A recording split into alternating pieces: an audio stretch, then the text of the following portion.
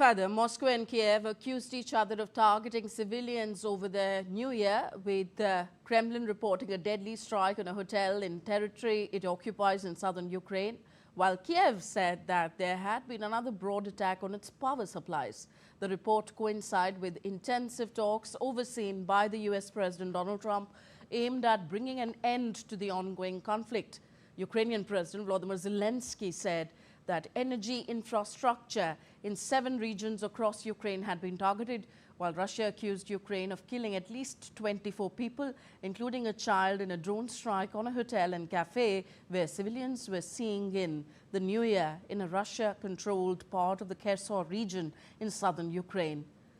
Zelensky said that Russia's holiday season attacks showed Ukraine could not afford delays in air defense supplies. DD India's Amritpal Singh joins us live for some analysis on the conflict. Hi, Amrit. How far does Putin's claim of an attack and the subsequent US assessment that it wasn't true jeopardize the ongoing peace talks?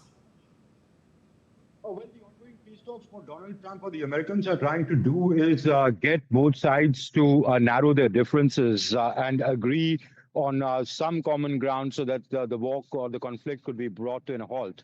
But with these claims and counterclaims, what happens is there surely is no meeting of minds between the two sides, the Ukrainian side and the Russian. Even while these talks were going on, we saw statements coming out of Kremlin saying, they are moving away from the agreed draft that was agreed between President Putin and President Trump when they met in Alaska. The Ukrainians are talking something else. So clearly now these accusations, whether true or not, do throw a spanner in the works. So clearly it's very clear that both sides right now do not see eye to eye. So with these claims and also threats by the Russians saying that if the Ukrainians want to attack the president and want to assassinate him, so this clearly shows that they are not serious about peace, and Moscow will respond accordingly. So this surely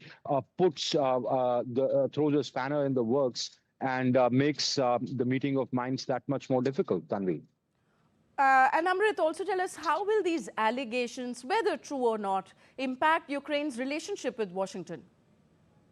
Well, Ukraine's relationship with Washington is a very transactional relationship. It is unlike what the Europeans have with Ukraine, because basically if Russia does get to keep land of Ukraine, then it's Russia at the door. Therefore, you see the Europeans standing staunchly behind the Ukrainians, whereas Donald Trump is using a very transactional approach. He wants to stop the war, take credit for it.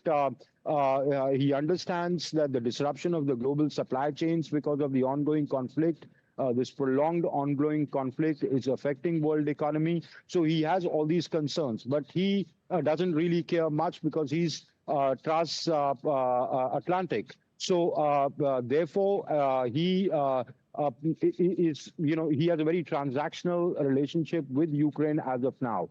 You've seen the spat, that famous spat between him and President Zelensky at the White House, then the cozying up, then he cozying up to Putin traveling to the United States. So he's trying to see what he can get best out of it.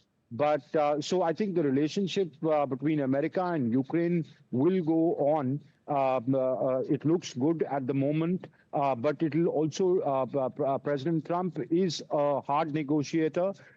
He will still not, he would still want to see that if he can push Ukraine to agree to what Russia wants, or at least a part of what Russia wants, he would put his weight behind that. Tanvi?